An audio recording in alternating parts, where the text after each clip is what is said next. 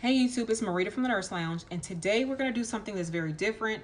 It is a tried and true work of art, not work of art, labor of love, shall I say. I am going to share with you my DNP project. And my DNP project is something that I've been working on for the past 18 months.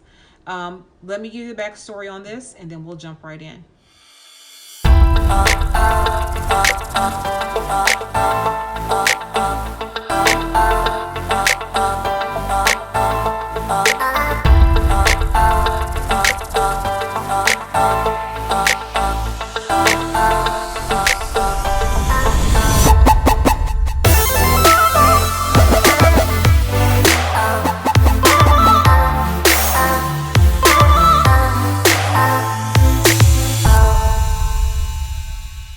So, the backstory.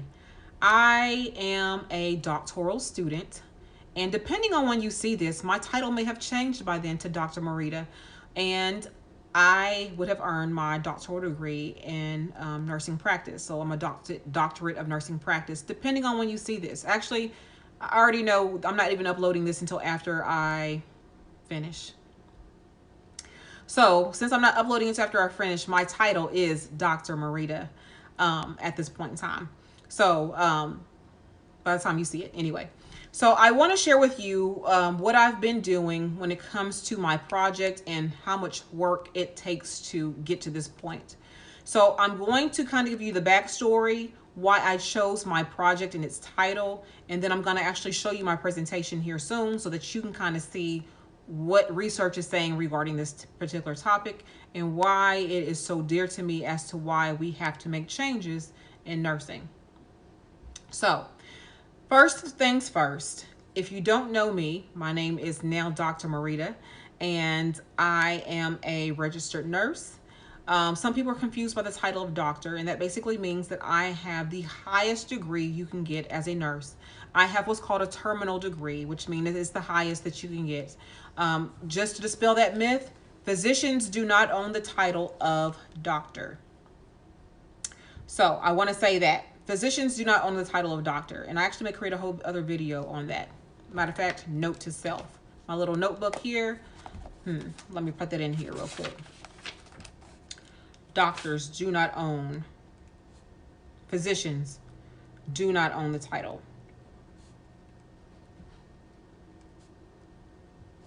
Anyway, the project, so I have been working on, when you come into your DNP program, your potential, I had to interview for my spot, and I have a couple of videos about my DNP journey, and I may actually just link this whole playlist, my DNP playlist, to this video so you can see what I've been going through.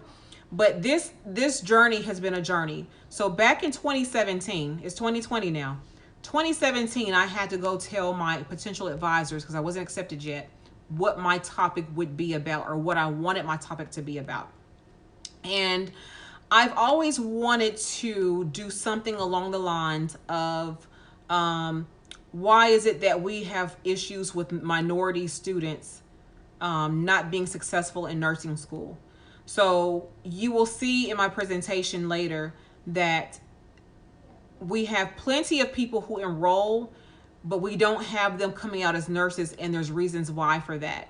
And so I will show that to you in a minute. And so and I already knew why, because I've been through nursing school and I knew the problems that I had in nursing school. And so I just needed the research to back me up. So my advisors thought that that was a great topic. As to why, minority students are not doing so well in nursing school, they're not succeeding, and that the attrition rates for those students, the attrition rate means basically the amount of people who do not finish school.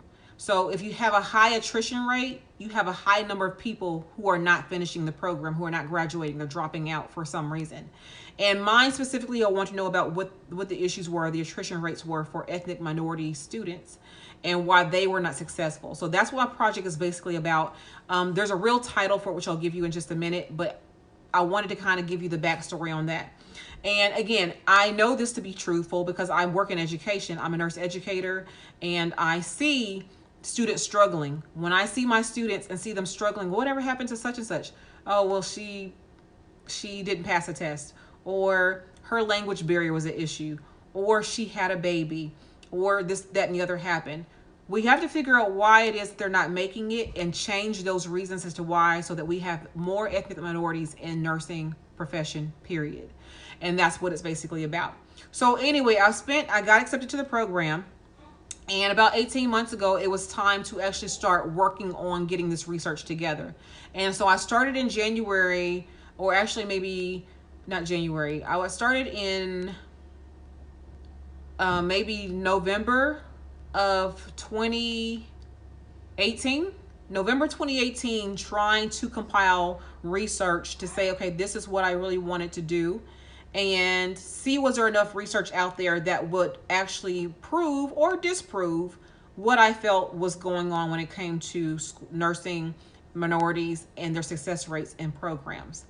And so what I found out was, in fact, that due to various reasons, nursing students of color, of Black and brown, have definitely issues in terms of not only getting into programs, but once they're in there, we can't get them to graduate, or we're having recruitment issues where we can't even recruit ethnic minorities into nursing programs. And why is that? That's kind of what I wanted to find out. So I spent the past, again, 18 months basically doing research, compiling data, and coming up with this presentation that by the time you see this video, I would have already presented to my faculty advisors and to my team, so that we can basically, it's called disseminate the research and prove as to why we are having these issues with nursing students who are of ethnic backgrounds. So what I'm going to do is now show you the presentation. It's a PowerPoint because of the corona thing that we have going on right now. I'm actually pulling it up as we speak. Because of the corona thing that we have going on, I was not able to go present this live. I had to present this via Zoom. Okay. So if you hear me going back and forth between future tense and past tense, it's because of the fact that I know you won't see it until after it's done. However, I haven't presented yet. So anyway, just ignore the fact that I'm going back and forth. So I have it pulled up right now. This is what the research says. And here, I'm going to show you here in just a minute. All right. As you can see, this is the actual presentation right here. The actual title of this presentation is Identifying Strategies that Impact Nursing School Success of Ethnic Minorities and Socio-Demographic Disadvantaged Nursing Students, and it's a systematic review. And so I am Marita, and I am the presenter of this presentation. And again, by the time you see this, my title will be Dr. Marita at that point in time. But I want to kind of take you through this presentation real quick so that you can kind of see what I found out to be true. So what I'm going to do is actually take this section by section and kind of go through it with you, so you'll have a better understanding by the end of this presentation why it is that we have the problem, and then what strategies can be implemented to help resurrect the problem. All right, so what we're going to do is I'm going to start with the background, and I'm going to, hold on, maybe a little shaky here, but I'm going to go ahead and take you over to the background section of my presentation. So basically what it says is that 1/3 of the U.S. population is of minority background. However, 1/4 of U.S. nurses are minority background.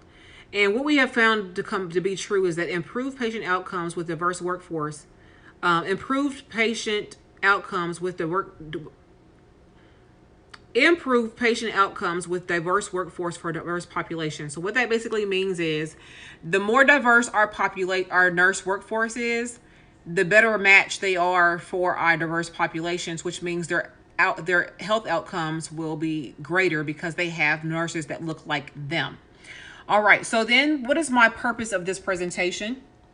Actually, I probably should have started with the purpose first, but then went to the background.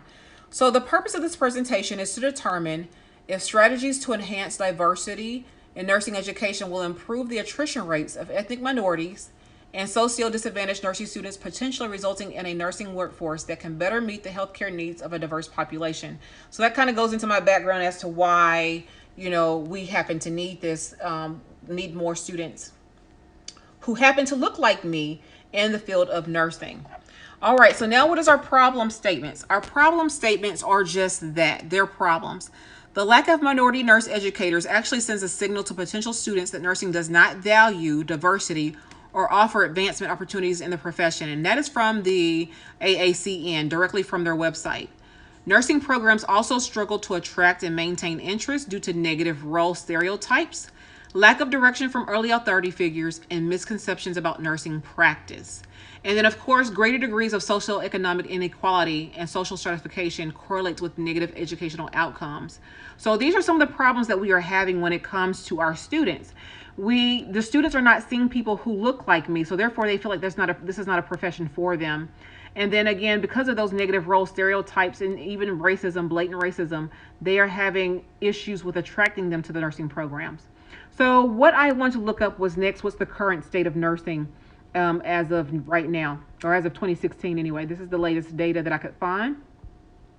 And in 2016, we had roughly 33 million plus nurses. And of those 3 million, 2 million of them were from our registered nurses. And then your LVNs or LPNs are about 690,000. Now, when we break that down into race specifically, Caucasians represent about 75.4% of the nurses. So if you have 3 million nurses, 75% of them are actually Caucasian. Only 23.6 are African American, 7.5 are Hispanic, 3.6 is Asian, and then 0.6 is American Indian or whatever. So you have, or Alaskan Native, sorry. So you have roughly 33% or a third of the population of minorities, which is kind of what we talked about in our background. One third of them, one fourth to one third of them are actually from ethnic minority backgrounds. Now let's talk about representation specifically in nursing programs. What does that look like? So of all the nurses you have minority full-time faculty. So this is how many people actually teach nursing who looks like me, is only 13.1%. Now when it comes to your ethnic minorities, the literature I found was for your basic RN programs, only is 28% of those. So 28% of all nursing students in RN programs come from ethnic minority groups, okay? But look at the attrition rate. We talked about that. The attrition rate for ethnic minorities is 22.4%. So even though 28% are enrolled, 22.4% of them don't even finish. Those numbers are alarming. That is the reason why right there, that shows you, the data shows you as to why these students are not passing or graduating from these programs. So now let's go over here to the method section of this. And the method section is basically how I got my literature. So with the method section, I did a systematic literature review and I used the databases mentioned above, Google Scholar and CINAHL. And then I had certain admission inclusion criteria, which was ethnic minorities and LPN, traditional pre-licensure ADN and BSN programs. I wanted to talk a little bit about the socio-disadvantaged nursing student. So this may not be your minority students. It could be anybody who is from a socio-disadvantaged, demographic disadvantaged background. I also wanted to find traditional programs with high attrition rates and recruitment and retention strategies. And these were also used as search terms alone or in combination. And then my exclusion criteria was accelerated nursing programs. I wanted to take that out, bridge programs, and graduate nursing programs. And because my search was done for the previous 5 years, any articles before 2014 were excluded as well. And you see my search results yielded 17,230 articles. And then basically it came down to 6 articles by the time I finished. So what were the conclusions that I came up with when I did my research? So my risk factors were such. My risk factors were ethnic minority, low SES, which is socioeconomic status, English as a second language, single parenting, lack of support system were my risk factors as to why this is an issue for these students. My barriers include inadequate academic prep, financial problems, poor social judgment, language, communication styles, writing skills, isolation, self-esteem, lack of faculty and institutional support, and as we've already stated, lack of minority faculty. So these are what I concluded from the research to be either risk factors or barriers as to why that attrition rate is the way it is. That is the reason why we don't have students that are able to finish nursing programs. So we have a problem, we have the current state, and then we have conclusions. But what are we going to do to fix this? What recommendations do we have to fix it? And that's when I come over here to this area right here for recommendations. And so we have to have recruitment efforts in place. And so recruitment efforts would be to send people who happen to look like me to elementary schools and secondary school career fairs. So elementary, middle, and high school, basically career fairs. So, and you want to also target those areas that have high ethnic minority groups, because sometimes in these families or in these schools, these students may have never seen a black nurse before. And if they've never seen a black nurse before, they don't even know that they exist, to even know that healthcare or even nursing for that fact is a career option for them. I do know for a fact that myself growing up, I never saw a black nurse. Never. So, and I'm the only I'm only nurse in my family currently. So with that being said, we have to go to where they are in order to know, for them to see that we exist. And then other recruitment strategies include pre-nursing boot camp. So that's basically where you may have a program at your school, and these are students who are interested in nursing already. They have not joined the program quite yet, or they're not been accepted yet, but yet you have a boot camp to kind of give a rundown about what nursing really is about. Some schools have like a nursing 101 or 1000 course that is not a requirement for graduation, but can be used as an elective. And with that, they are able to kind of get a glimpse of what nursing is and make a decision right then and there if they think they want to pursue the field or career of nursing. Mentoring programs. So you can have programs where nurses or can go out and kind of recruit and say, okay, we're going to go ahead and grab you from high school. You've already stated that nursing is something you think you want to do. We're going to partner you up with a nurse who happens to look like you and get you acclimated to what the area of nursing is, to see if it's something you want to do. Someone who's going to help you along the way in terms of getting, not only recruiting you, but helping you stay in the program and making sure that you graduate, which is part of your retention efforts.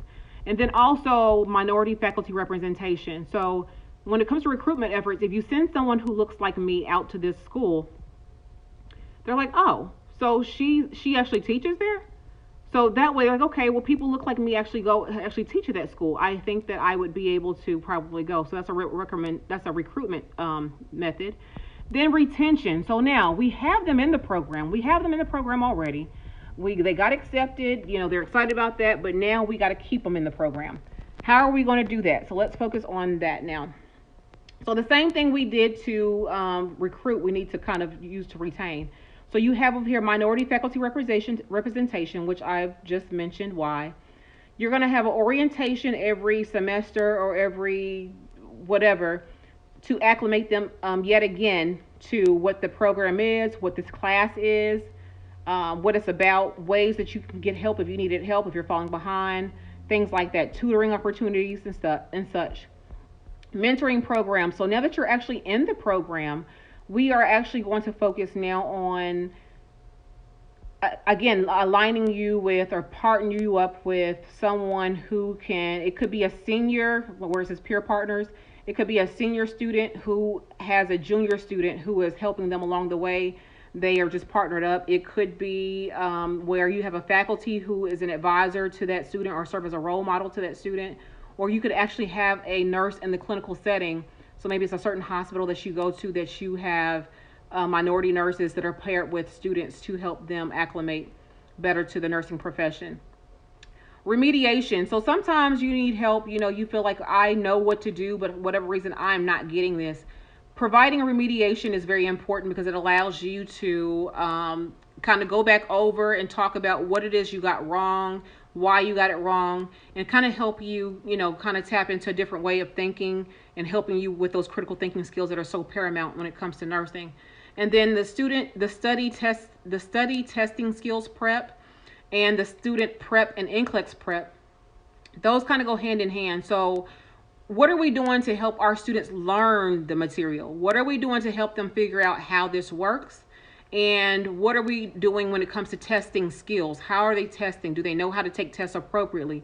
Do they know how to answer the question? Do they know what the questions really are asking of them? When it comes to the student prep and NCLEX prep, this is where you take like your ATI courses and things like that, or things that are required by the School of Nursing to maybe even go on to the next course. And then things that you probably didn't think of, but food pantries. Some of these people or students are single parents. Some of them are struggling themselves. They don't have resources. So does your school offer food pantries? And if your school doesn't offer food pantries, then maybe in the community itself, they offer food pantries, soup kitchens or things like that, where they can go pick up them a box of food to help with, them having a meal. Keep in mind, if you're hungry, you can't study. If your kids are hungry, they won't let you study. If you are starving or hungry, you can't focus on school. So something has to give. Remember Maslow's hierarchy of needs here. When it comes to health and counseling services, sometimes these minorities are poorer health. And so therefore they may need something somewhere they could go to go get basic things taken care of. If they have strep throat, they can't come to class. So if we can go ahead and get them some medication for strep throat, or they have pink eye, they can't go to clinical, or either one of them, they can't go to clinical. Get them some medication so they can stay healthy, and they can go ahead and do that. Counseling services is just what it sounds like. So sometimes we're all going through things where we need to talk to somebody. And sometimes it's beyond going to your professor and talking to them about the situation. So you need some counseling services that would be good for you. And then, of course, financial support. So we all need some money. Nursing school is not free for most people. It is not cheap for the rest of us. So therefore, what can we do to find ways to support you? And there are work study programs. There are different programs that I've benefited from that provided me with a scholarship for school, as well as it provided me with gas money. I think I got $50 every 2 weeks for gas. And it helped me get back and forth to school and not have to worry about some of the issues that surrounds itself when it comes to not having the money. And then lastly, down here, we have what's called Tinto's theoretical framework. And Tinto's theory of student retention is basically that the institution itself has to be committed to these students. They say that students must be integrated into the social and intellectual life of the university. Students experience the character of institutional life through interactions with their peers and faculty. Frequent contact with faculty is vital to students' retention in higher education.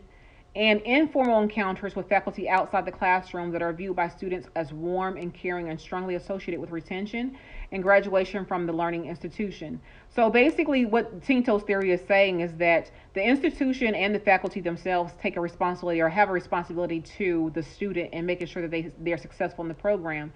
And when it comes to informal encounters, that may mean something as simple as, hey, if you're having a problem and something going on, and I've actually honestly said this to my students myself, I have said, hold on, let me turn this back around.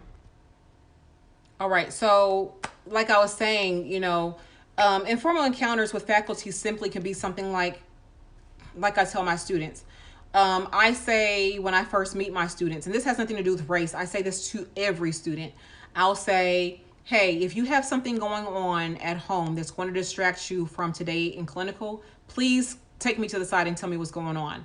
Not because I want to be nosy and know their personal business, but because of the fact that if you're having an off day today, then I will know that there's something going on, and that you're not just trying to be a slacker or someone who's portraying themselves as if they don't care.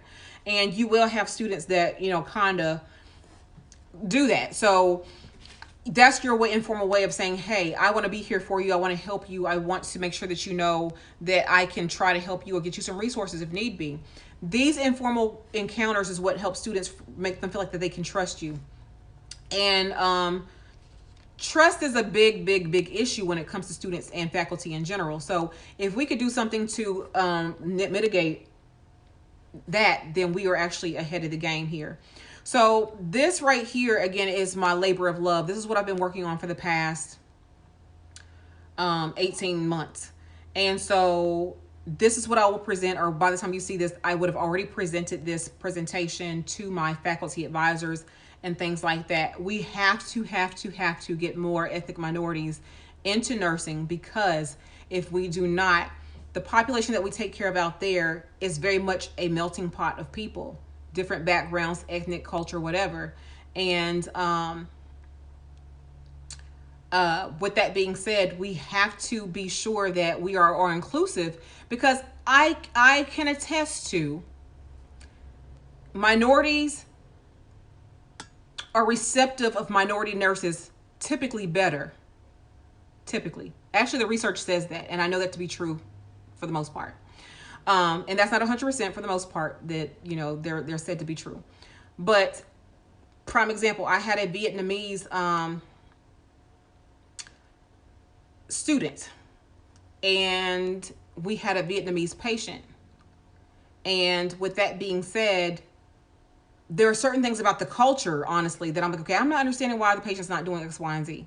That student came to me and explained to me exactly how the culture was. We understood it. And as a result of that, we ended up putting them together. And the things we needed to get that patient to do, that particular nurse, that student got that patient to do that we've been trying to do for 2 days. Because she understands the culture, and she actually brought it to our attention that we need to think or focus more so like that. So them being Vietnamese, me being African American, somebody else being Hispanic or whatever they happen to be, someone else being Asian, and then all the other, we have so many different people here in the States that we need people who look like us in nursing, so we can reflect the diverse population that we serve out there. And so that's why this is so important to me. This is something that I actually plan on, hopefully, once I finish school and actually get into, I plan on actually doing this as part of my scholarly work when I finish school. I plan on making sure that we have recruitment and retention efforts in place at whatever university that I happen to work for, to get students who happen to look like me, who meet the criteria for admission. Now, I'm not saying we just go and invite everybody into nursing school. You have to meet the criteria for admission. And whatever the criteria for admission is based on what the School of Nursing states. So that, I'm not trying to say we're going to pull everybody into nursing. I'm saying we're going to pull the people who are wanting to be a nurse, who meet the criteria to nursing, so we can reflect and care for the people who need to be cared for in this diverse population that we all serve. So I thank you all for watching this video. I know it's a bit lengthy, but this is what I've been working on as a doctoral student for the past 18 months, a labor of love. I love what I do as a nurse. I love being a Black woman. I love being a Black nurse. I love everything about who I am, and I love being a nurse in general. And I want people who want to be where we are, where I'm at, to be where we are, no matter what they look like and no matter what their background is. So if they come from a socio-disadvantaged or socio-demographic disadvantaged background, they have the same right to be in nursing as someone else does who had a silver spoon. And so, you know, I didn't come from a silver spoon. I'm a first generation college student, a college graduate, first generation, with 4 degrees. So it can be done. And I want other people who look like me, people who are poor like me. So you may not look like me, but you were poor just like I was. We gonna make it. And we wanted to show that we can make it and we can do whatever we want to do once we put our minds to it. So thank you for watching this presentation. If you have comments or concerns, please lift those below. If you want to follow me on IG, I will have that down below, plus the banners at the top. You will see 2 icons up there. One of those will take you directly to my IG page. Please comment, like, share this video, and subscribe. These videos are for you all. The nursing videos, if you happen to like nursing content, if you happen to like makeup beauty, I got that over there too. So, but this is specifically for my people who are into nursing and want to know more about me and what my passions are when it comes to nursing. This is my baby right here. Thank you all so much for watching this video. Until the next time, Dr. Marita, I'm out. Take care. Let it loose, let it go away. Let it loose, let it go away.